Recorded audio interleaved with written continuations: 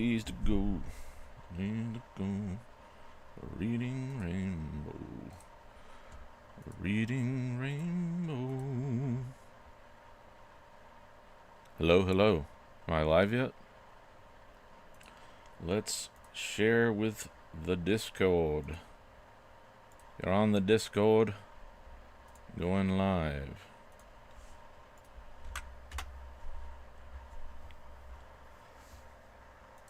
Alright.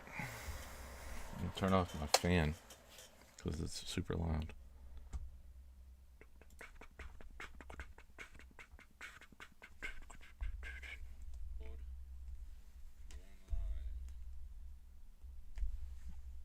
Alright. Welcome, everyone. Greetings. Welcome to Elder Goblin Games, where we discuss universal TTRPGs, and the DCs are made up and don't matter, all that stuff. Today, I wanted to talk about a game I never talk about on my channel. That's right. Dungeons & Dragons 5th Edition. So, if you've been following my channel for any amount of time, you know that I avoid talking about the big two on this channel. I like to focus on indie RPGs and lesser-known titles. But today I wanted to step into the world of Wizards of the Coast, pull back the curtain a little bit, and just let's talk about this game right here. If you guys are out there in the audience, say what's up. Shout out to anyone who's watching live. This is the first time I've ever done one of these live streams, so welcome. Just to start things off, let's clear the air a bit. Why do I never talk about Dungeons & Dragons TM, the official game by Wizards of the Coast? I have always had a principle from the moment I started doing YouTube videos that there are enough channels out there that are talking about Dungeons & Dragons, and I just didn't want to be one more of those.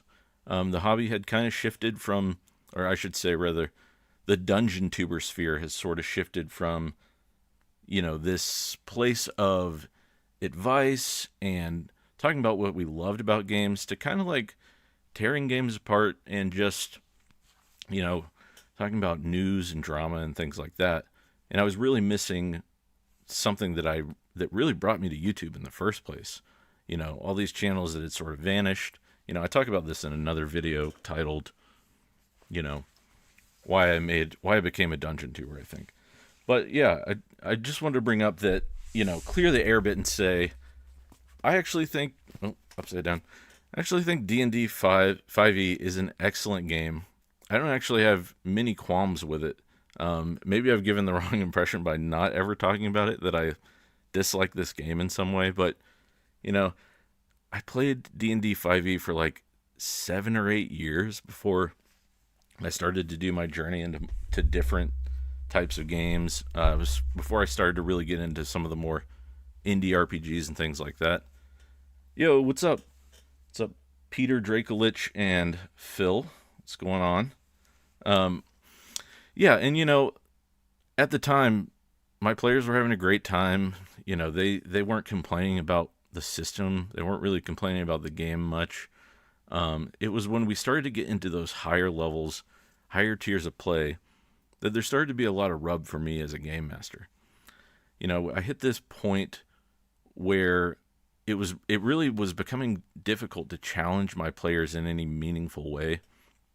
And at higher tiers, like I think we made it up to 16th or 17th level, it started to feel like I was just throwing like cosmic threat after cataclysm after world-ending threat at the players, to the point where it just became like a Titan of the Week kind of feeling. And that's fine if that's what you signed up for and that's what you're getting into. But I think, we did the process of starting off as level 1 characters. They were farmers and bakers and all that kind of stuff. And, it was a pretty slow progression over almost 2.5 years, I want to say, before we finally hit about 16th level. And at that point, it dawned on me that we were playing a totally different kind of game than what we started as. D&D had evolved in front of my eyes at the table from this game of sort of low magic medieval fantasy, and yeah, low magic's probably not the right term, but slightly lower magic. And into this point when we were basically just playing out Marvel movie plots towards the end of it. And, that's fine if that's what you and your table enjoy. On this channel, I always try to encourage people to do the things that you guys love to do. But I had reached this point where I just really wasn't interested in finding yet another sort of like beholder or eldritch horror to throw at the party. I kind of missed like goblins and guards and spending time in towns and, developing political plots and intrigue between different houses and things like that. So I started to look around at other options, and I shoved this bad boy onto my shelf for, I think it's now been about 2 or 3 years since I've played it. Yeah, let's see what's going on in the chat. 5e hardcore mode, 3d6 down the line, starting at level 0. Yeah, and there are ways to sort of modify your game and make it into something a little more hardcore. But at a certain point, I think there's an expectation that goes along with playing certain games. Like D&D has become this very like beer and pretzels kind of game where it's a little more casual style. Most people who come to it are expecting to be heroes, And I think the difficulty with changing too much of those expectations is that, you start to see that look in your players' eyes where they're not quite getting the game they signed up to play, if that makes sense. And that's where, I love 3d6 down the line, but I'm probably going to move over to like a DCC or a Shadow Dark, or even like a ICRPG or something at that point. 5e kind of sucks above 12th level. Yeah, let's talk about tiers of play for a second. I think I do enjoy a lot of the frameworks of 5e. I think it does some things really, really well. I think it's structured well, for the type of person who like really likes to dig into character builds and have like a really strong idea of what their character is capable of. I think it is easy for certain brain types to run games like 5e, but I've personally reached a point where I'm like, I think I like levels 2 to 6. And that's it. If I'm playing 5e, there's something about it. I don't even really want first level. I think if I really want that rags to riches feel, once again, I'm going to grab like DCC, Shadow Dark, maybe even like Knave or something. But I think I hit the point where it's just like you're playing a totally different game past like 5th or 6th level. It's just like, your druid is morphing into an owl bear and shooting moonbeams at everyone, and like the spells are just so out of control, and the power level just shoots up. It like skyrockets past 6th level, and I think you're just playing, honestly, a totally different game. But all my hangups with 5e have a lot to do with the higher levels and just like a tone kind of thing, a genre thing. I think there are some expectations I even had going into playing it that, I didn't realize it was going to be such a superhero fantasy. And, that was maybe a failing on my part by not paying as much attention to the art that's in this book. Because I think if you do look at it, you'll realize quickly, like, oh yeah, this is a comic book. These guys are slaughtering goblins in droves. This is a game where everyone is surviving. You don't see any pictures in this book where they're running from a monster or anyone's dying. It's very heroic. Let's see more of the chat here. I'm not much of a superhero kind of person unless that PC earns it. Yeah, and that's kind of that emergent play thing, right? Like, if you through play have earned a superhero title, or your feats and your renown are now being spread throughout the world, well, that's a totally different feel than just, we went out in the woods, we killed a couple things, we came back to town, and all of a sudden, boom, we have all these epic powers and abilities. That's a totally different vibe. I think my biggest beef with 5e is that it seems like the PCs are handed powers by, yep, just existing without seemingly earning it. Some would call that simulationist, however. You know, I don't think I would call it simulationist. I think that's, again, like having that, it's funny, you brought up the exact point I was just talking about, but having that baked into so much of the leveling, I feel like, to me, simulation is more about what unfolds at the table. It's more about having procedures for different types of things, whereas just leveling up and racking on new abilities over and over and just piling them on until you are a Swiss Army knife of a human being, just unleashing powers left and right. That is heroic fantasy, and maybe I just have a misunderstanding of what simulationist means in the hobby, but I almost think that's like a totally different genre in itself. All right, let's see. I'm getting away with myself here. I definitely began to get very frustrated as 5e DM. Prep was hard, yep. My players were very tuned out, and there was very little excitement at the table. Yeah, and again, this isn't the Bash 5e stream. I actually really do enjoy 5e. I think it does certain things really well, which, I mentioned some of them a bit earlier in the stream, but no, I agree. I started to have some difficulty really presenting interesting challenges and challenges that I thought really fit well in the story we were already having. It kind of, I hit this point where it was like, I had this big bad evil threat that was supposed to be coming. They could literally see it in the sky. This death planet was heading towards them. And by the time the death planet got there, they had already faced like 10 other world shattering threats, to the point where really they didn't care about that threat anymore. It didn't seem like a big deal. They were just, it was just another Tuesday for them.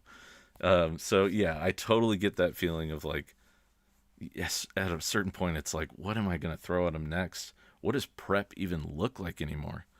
So that's why I say I feel like that level 2 to 6 is really the sweet spot of D&D, let's say 5.0. I don't know anything yet about 5.5. I haven't even really peered into those books. Haven't even decided whether or not I'm going to get them. I mean, to be honest, this book has sat on my shelf for, I don't know, 2.5, 3 years. And, I've just been so interested in a lot of other systems lately that maybe fit kind of the feel and the tone I've been wanting to run, that I have this game, It's there if I want to play it. I can pick it back up, or I can do like an ICRPG. I don't know if I need... I'm sure actually that 2024 has some great things in it. I've heard, I had a discussion with Hank on the RPG mainframe, and we actually talked a little bit about 2024, and he was saying like cracking that book open again got him really excited, and he thought that like the feats and the way they were written were just like really tight mechanically, and that got me excited to think about it again. But it might be a minute before I have the money or the means to go out and buy more glossy books that will collect dust on my shelf. But let's get back to the questions here. Let's see. DCC rocks. Yes, I do love DCC. I ran probably a 5 or 6 month game of DCC before my kid was born, and it was a ton of fun. I was having a blast with it. But having a kid cut that one short, so I'm looking forward to playing more DCC again soon. Let's see, John C. I think not having the dungeon crawl procedures of basic D&D / Shadowdark. I think not having the dungeon crawl procedures of basic D&D / Shadowdark 5e can't feel fully hardcore or dungeon crawly. The procedure has become, I make a perception check. Do we spring a trap? Oh yeah, no, I totally agree. I heard this discussion online about old school style play and perception checks, and it's totally like changed my mindset on them. Like, I think I almost prefer the perception checks either don't exist or there's something for like, you know, finding an invisible creature, perhaps, like things like that, or stealthing character. There's sort of a contested role or something like that. Because, you know, in a lot of old school play, you give information freely, right? Like, you say, like, oh, I want to check the room over. And you might ask, like, how do you check the room over? Are you, like, feeling your hand on the walls? Do you have your 10-foot pole poking every tile? Stuff like that. Are you, like, going over to that old alchemy table and turning it over and looking through all the ingredients? You know, because the idea is that if someone says something, then it happens. If they say, you know, I want to look at this object, then you just give them the information. You tell them what's there. You know, there's no need for a roll, really, because, you know, a roll sort of removes the possibility of certain paths, right? Like, you know, it's more of a choice when the player says, like, I want to investigate that loose-looking stone across the room on that strange obelisk. And now you're like, okay, you see the trap. How do you try to disarm it? You know, then it becomes this more dialogue style of play, which I really have grown to appreciate, rather than like, you know, here's a more concise way to put it. I heard someone say, mechanics, or sorry, rolling is where the mechanics begin and the role play ends.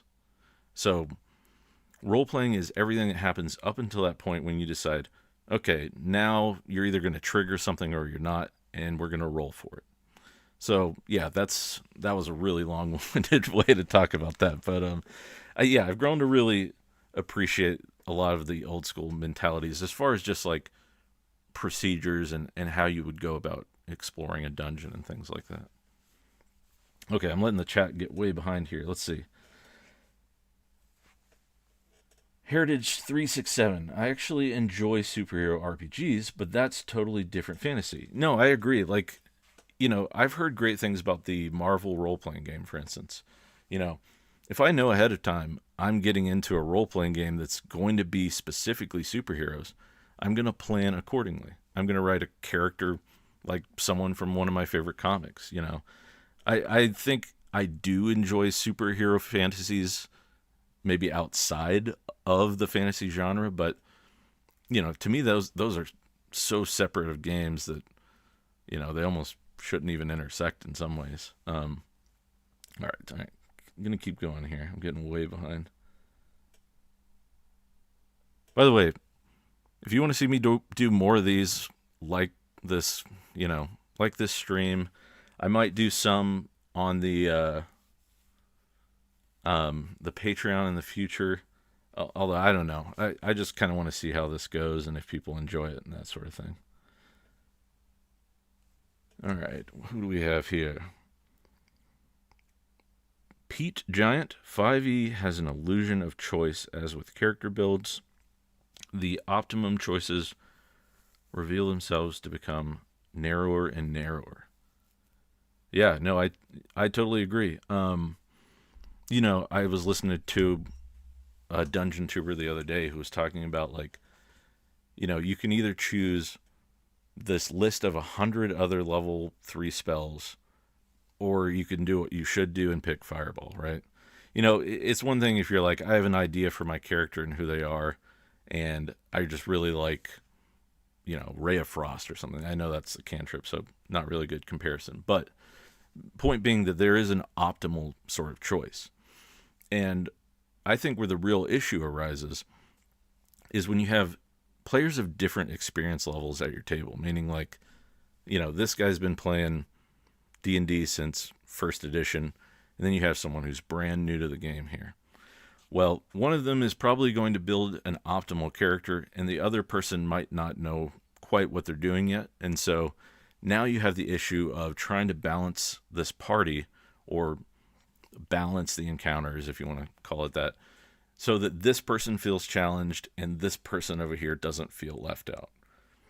You know, that can be an issue with games that have suboptimal builds. Some people enjoy being suboptimal. I've definitely played characters at times where, like, the party ended up carrying me, And I'm totally fine with that because I understand what I'm getting into. But if you're new and you feel like, oh man, my character just isn't able to really help out or do anything in combat or, whatever the situation is, then that can feel really bad, especially if you're like, you're just trying out the hobby for the first time. So, yeah, totally get that. Yo, what's up, tabletop family? Sorry, I'm way behind on these. I'm just ranting at this point. Let's see. I do think 5e does help teach players on the basics of what fantasy is or what the genre is. Yeah, that's a really good point, Phil. And this was one of the things I wanted to talk about as like one of my highlights of 5e. I think it actually does a decent job of mixing like flavor, mechanics, and examples, right? Because like if you've never played a sort of fantasy tabletop game, like, I did a video with my parents with Shadowdark. They really loved playing Shadowdark, but I did a lot of the heavy lifting for them, right? Like they didn't sit there and pour through the Shadowdark book. And if they did, it's really bare bones, like it tells you what abilities do, which I personally love as a longtime TTRPG player and game master. But if, when it was like my first game ever, which was Pathfinder, I really enjoyed having that flavor attached with some of the mechanics because it really, kickstarted my imagination to really think about like the different ways a spell might work or what it looks like when I shoot it off and that kind of stuff. Like it would say like a mote of fire releases from your hands and, just these really evocative descriptions. So I do think 5e is really good at that. I think it's great for people who are new to the hobby. And I actually really do like a lot of the flavor that's in it, but it's a double-edged sword, right? Like one of my favorite things about Shadowdark is how clean the layout is, right? Like I don't have to spend a ton of time searching. I'm not reading through superfluous text, trying to find the one sentence that's actual mechanic. But again, I've been playing for a very long time at this point. I've read a ton of RPG books. So, maybe it's just, different seasons for different games, right? Like I'm in the season of, I have a kid. My life is a total mess right now. We're all over the map right now trying to figure things out. I don't have a ton of time to like pour through 10 paragraphs of text for the 2 sentences of mechanics. So I've kind of moved into a different stage of life is what I'm trying to say. So, different seasons for different folks, but it's a really good point. All right. Tabletop family, what is the strangest TTRPG that you have played? That I've played. Genesis is pretty strange. I think it just kind of feels totally different than any other game I've played. Oh man. I mean, Burning Wheel, right? I was just talking to somebody about Burning Wheel earlier on the Discord. Burning Wheel is one of those games that almost like defies a genre. It's a D6 dice pool game, but when you're doing the character creation and you're picking life paths and things like that, like it just has some of the most interesting character builder based around narrative choices that I think I've ever seen. Like to the point where, you might pick something like my character has a peg leg, which will bring down your hit points in a way, but also give you more points to spend on other abilities because you're intentionally taking a detriment to your character.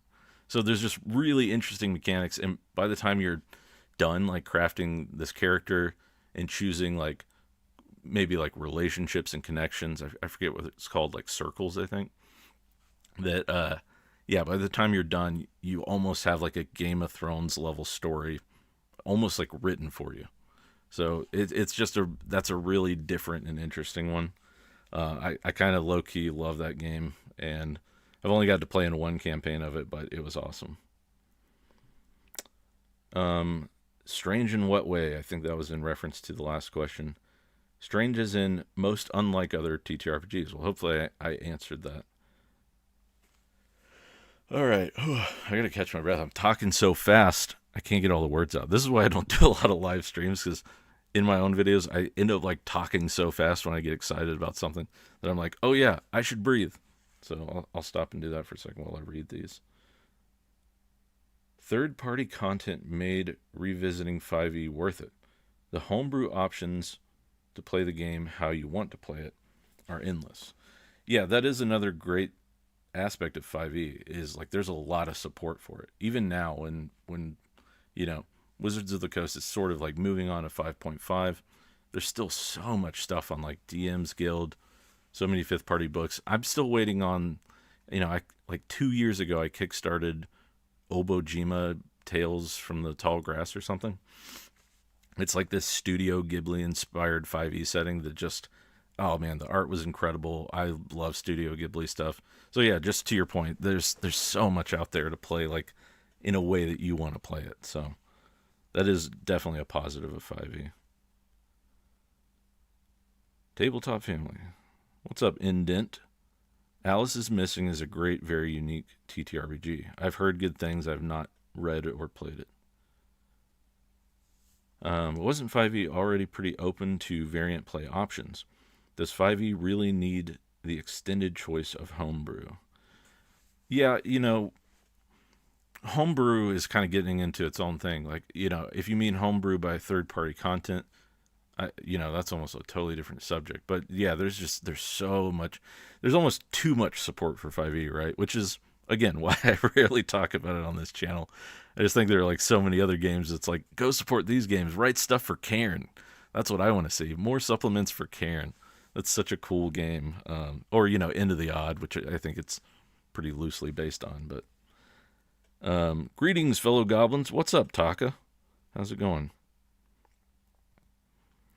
Yeah, Alice is Missing is waiting on my shelf for a while now. Heard it is great and emotional and bought it. Heard it's great and emotional. Okay, interesting. Also different in that it plays through chat rooms. Okay, yeah, I guess I know nothing about that game. You play it all in one sitting. It's completely silent with the exception of the soundtrack. Okay, cool. 10 Candles. I've heard good things about 10 Candles. Cool. You guys, yeah, everybody's just chatting about different RPGs, it looks like. And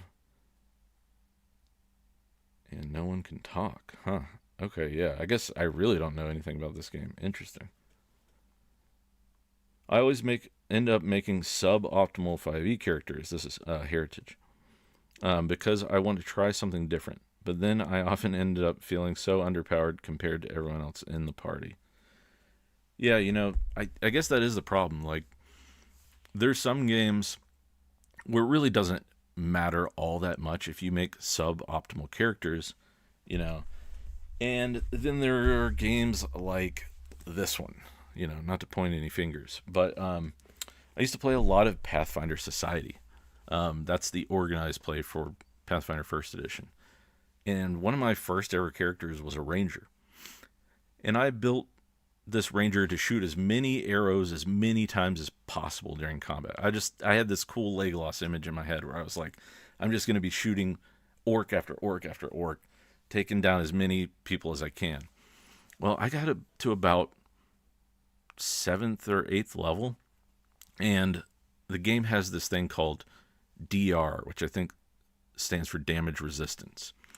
And so it no longer becomes important how many shots you're hitting a monster with. It's more important about how big of damage you're dealing. So unintentionally, I had driven that character into sub-optimization, by the choices that I made. And it was easy to do because in my mind, I'm like, this is a good concept, right? You take multi-shot, you take whatever one lets you shoot multiple arrows at once along with it. And so you're flinging out all kinds of arrows at everything. But the only time I'd actually deal damage was if I crit, because their DRs would get so high that it would soak up all of my small numbers before ever dealing any damage to the character. So I started to feel really useless. And when you have that wide breadth of, optimized characters who are like playing into a meta or something like that versus your unoptimized players on the other side, you can start to really feel left behind in a game like that. And some games are better at like sort of bridging that gap, or even like having ways to shine outside of combat. Or there's some games that even sort of encourage you to be suboptimal and have flaws and things like that. And those are games that I'm really interested in right now. But okay, I'm rambling again. Tabletop family, yes. Alice is missing. I tried making a sorcerer in 5e, and I thematically wanted to make a psionic. I chose the Darkness of Hadar spell, which has a good AoE similar to Fireball. Fireball is so much better. Yeah. And that's the thing. It's like, I always wanted to flavor my characters a certain way when I played in 5e, and I just I was never really rewarded for picking a mage who only dealt ice spells and things like that. It always ends up coming back to like there's sort of a right choice, right?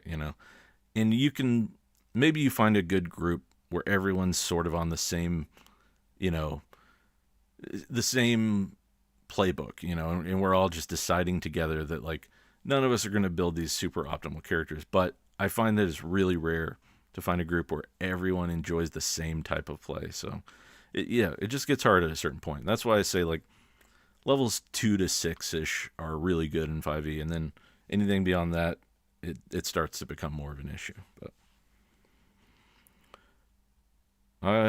Shadow Dark is great. Yeah, I'm really loving Shadow Dark. We're trying to gear up to do like an online West Marches style Shadow Dark game.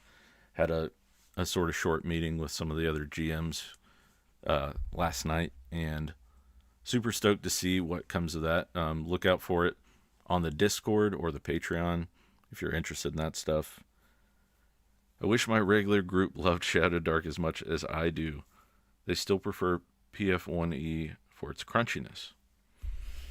Man, yeah, that's hard, right? Like, especially if you have like long time players that you've been playing games with forever, and you just have totally different preferences.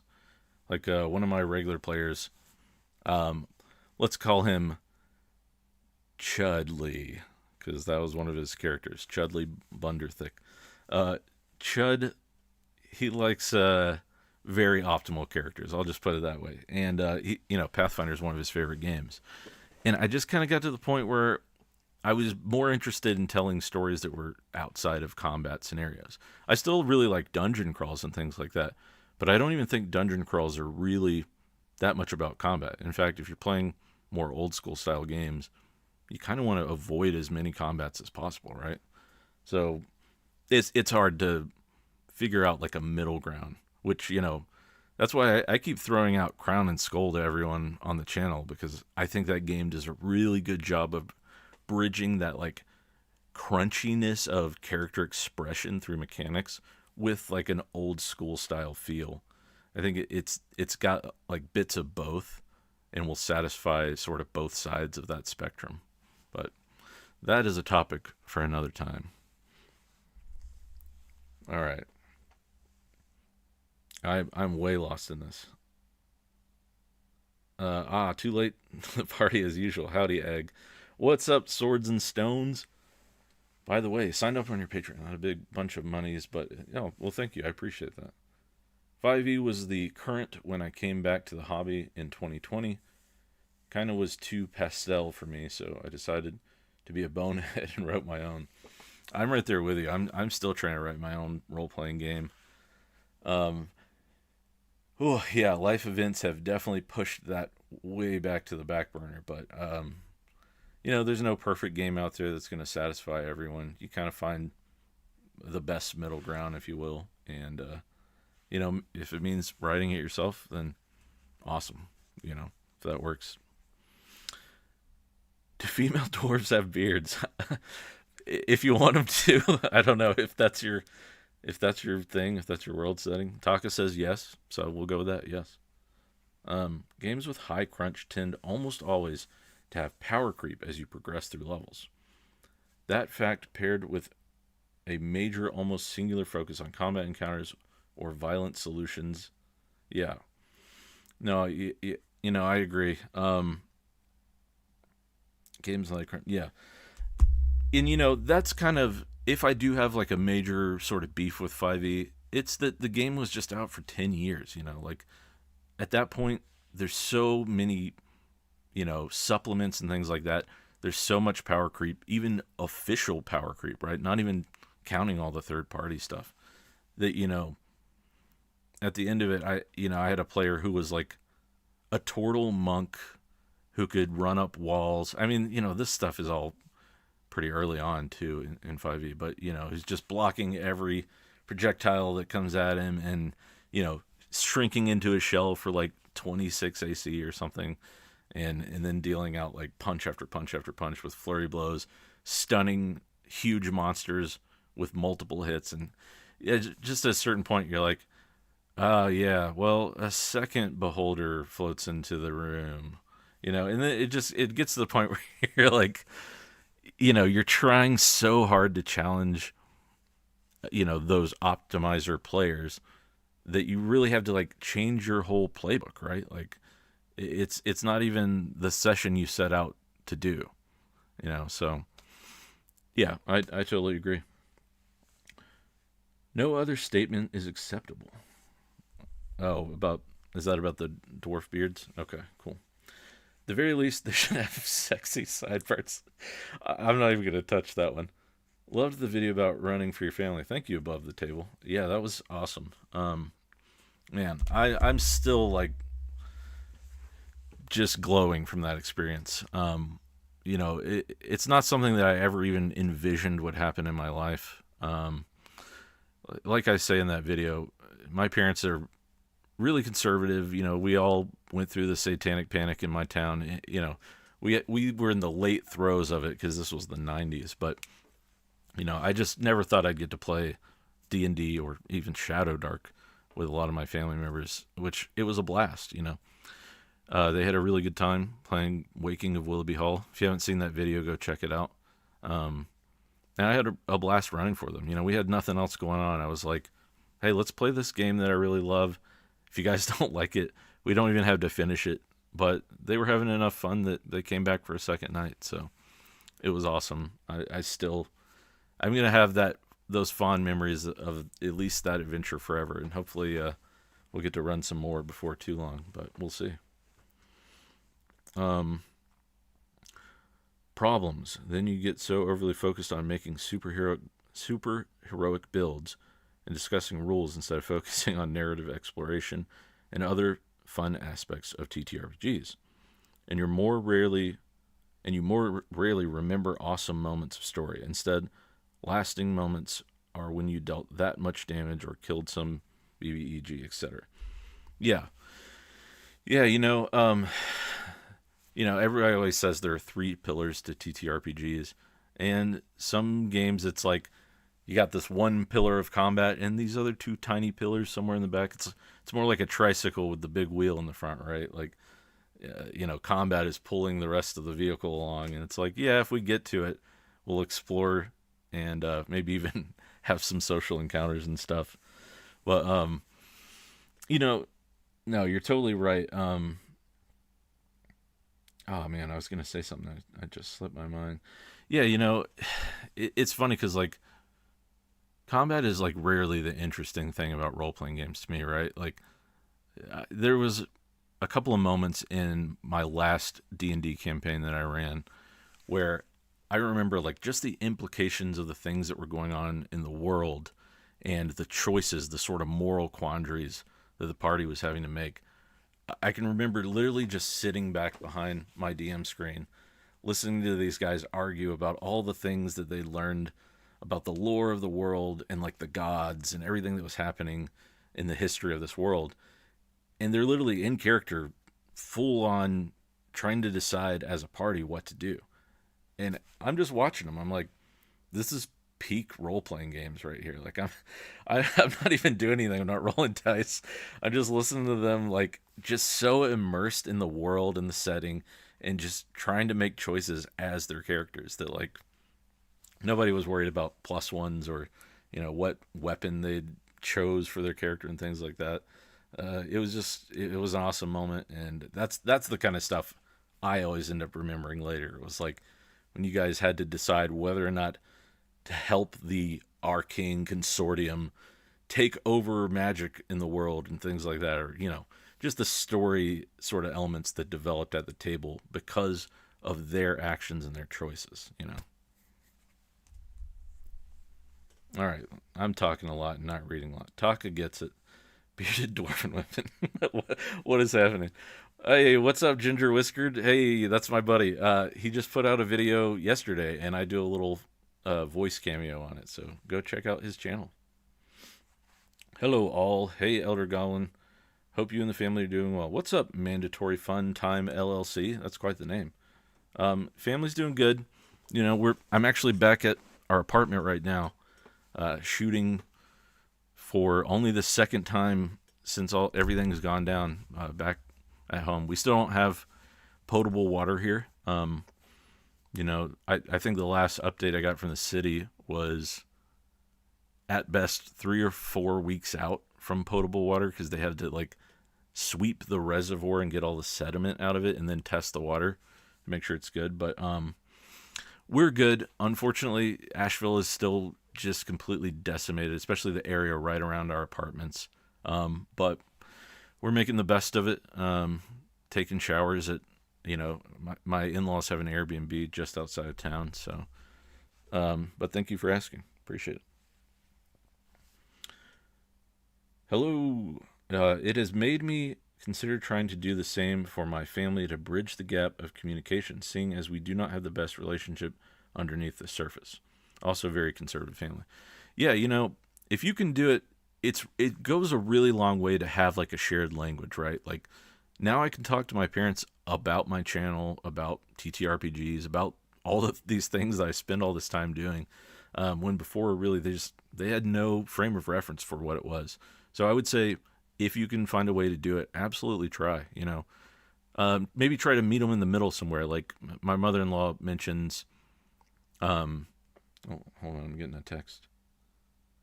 My mother-in-law mentions being more interested in a Narnia kind of world and stuff like that. So if you can find a setting or even an adventure vibe that you think they'll really enjoy, go with that. Not everyone likes grimdark, especially if you're new to the hobby and you've never played and it's your family. Try to find something they like and run that for them. And I personally was I'm going to lose half of them if we spend the first hour and a half building characters. So I just went ahead and did that for them. I just asked them a few simple questions do you want to be sneaky? Do you want to be strong? Do you want to sling magic? Do you want to have holy spells? And then I just built their characters for them, threw them right at the front gate of the adventure, literally giant chased them into the front door, and asked them to poke around this Clue-style mansion. It was a ton of fun. Oh, I lost my chat. Definitely, it's always worth asking. So, love is really good point. What? Love, Elias? Not sure what that means. I remember the skin of my teeth escapes from my AD&D days, much more vividly than any of my 5e stuff. Awesome. Sounds like some good memories. Oh man. Oh, that's my cat. Okay, sorry. Heard a weird noise and I didn't know what was going on. That's how you know you have a good party and you have done a good job as a DM. When your party will interact with one another like that, and you as the GM just get to sit back and let them go. Yeah, I mean those moments really stand out in my mind, especially even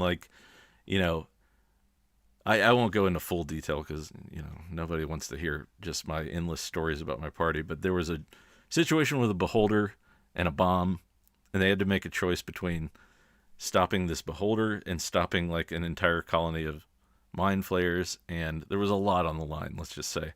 And just hearing them try to even make this impossible decision was awesome. So, totally agree.